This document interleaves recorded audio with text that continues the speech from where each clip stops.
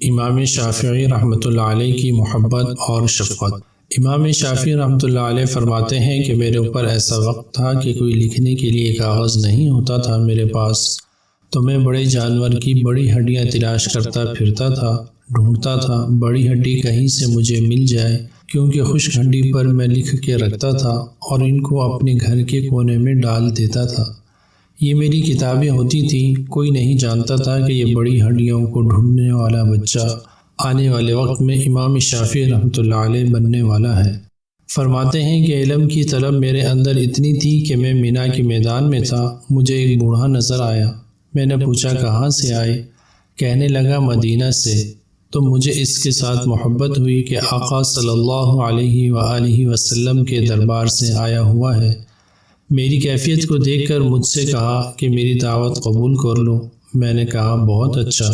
اتنا کہنے کے بعد بڑے میاں نے تھیلی کھولی اور اس کے اندر جو کھانے کے لیے تھا اسے دسترخوان پر لگا دیا اور میں نے بھی کھانا شروع کر دیا۔ وہ مجھ سے بات چیت کرنے لگا۔ میں نے پوچھا بڑے میاں سنا ہے کہ مدینہ میں امام مالک رحمۃ اللہ علیہ رہتے ہیں؟ اس نے کہا تمہیں ان سے ملنا ہے؟ میں نے کہا خواہش تو بڑی ہے، سفر کے وسائل نہیں ہیں میرے پاس۔ بہت لمبا سفر تھا، اس زمانے میں اونٹوں سے سفر کرتے تو 2 ہفتے لگا کرتے تھے اور پیدل مہینوں لگتے تھے۔ میں نے کہا کہ سفر کے وسائل نہیں۔ اس نے کہا ایک بندہ ہمارے ساتھ حج میں آیا ہوا تھا، وہ فوت ہو گیا اور اب اس کا اونٹ خالی ہے، اگر تم چاہو تو یہ اونٹ جو کھڑا ہے اس پر آپ کو لے جائیں گے۔ میں نے فوراً ارادہ کر لیا۔ فرماتے ہیں کہ قافلے والوں نے مجھے اپنے ساتھ لے لیا اور میں مکہ مکرمہ سے مدینہ طیبہ 16 دن میں پہنچا، اور اس دوران میں نے 16 مرتبہ قرآن مجید مکمل پڑھ لیا۔ یہ اس زمانے کے طالب علم تھے، آج عمرہ والے جاتے ہیں اور پورے سفر میں ایک قرآن ان کے لیے پڑھنا مشکل بن جاتا ہے۔ وہ فرماتے ہیں کہ 16 دن سفر کیا، 16 قرآن کریم مکمل پڑھ لیے۔ جب میں مسجد نبوی پہنچا، نماز کا وقت ہو چکا تھا تو میرا وضو تھا تو میں بھی جماعت میں شریک ہو گیا۔ کہنے لگے نماز پڑھنے کے بعد لمبے قد کا آدمی تہمت باندھے ہوئے اور ایک چادر لپیٹی ہوئی اور ایک اونچی جگہ پر بیٹھ گیا اور کہنے لگا قال قال رسول اللہ صلی اللہ علیہ وسلم۔ میں سمجھ گیا کہ وہ امام مالک ہیں اور لوگ ان کے ساتھ بیٹھ گئے، میں بھی بیٹھ گیا۔ ان دنوں امام مالک رحمۃ اللہ علیہ احادیث کی روایت کروا رہے تھے۔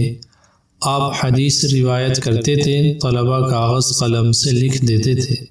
فرمانے لگے انہوں نے حدیث روایت کرنی شروع کی اور سب نے کاپی پر لکھنی شروع کی۔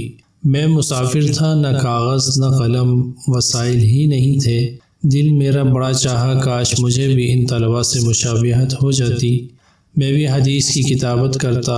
یہ سوچ رہا تھا کہ مجھے ایک تنکا نظر آیا، میں نے وہ تنکا اٹھا لیا، پھر میں نے کہا اچھا ہونٹوں کی تری سے لگاتا ہوں، نہ سیاہی ہے، اور جو وہ پڑھ رہے تھے میں اس کو اپنے ہتھیلی پر لکھ رہا تھا، چلو مجھے طلباء کے ساتھ تشبہ حاصل ہو جائے گا۔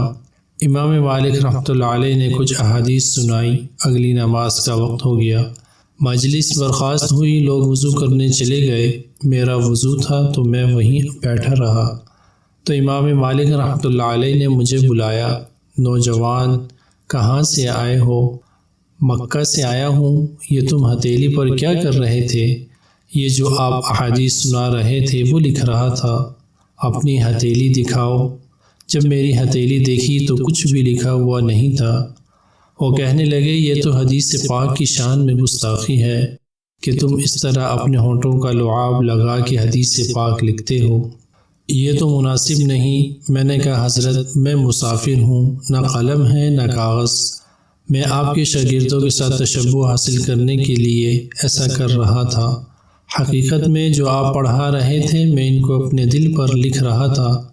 کہتے ہیں کہ میرے اس جواب پر بڑے عجیب حیران ہو گئے، کہنے لگے اگر تم دل پر لکھ رہے تھے تو سناؤ۔ فرماتے ہیں کہ اس مجلس میں امام مالک رحمۃ اللہ علیہ نے 123 احادیث سنائی تھی، میں نے تمام احادیث متن اور روایات کے ساتھ ان کو سنا دی۔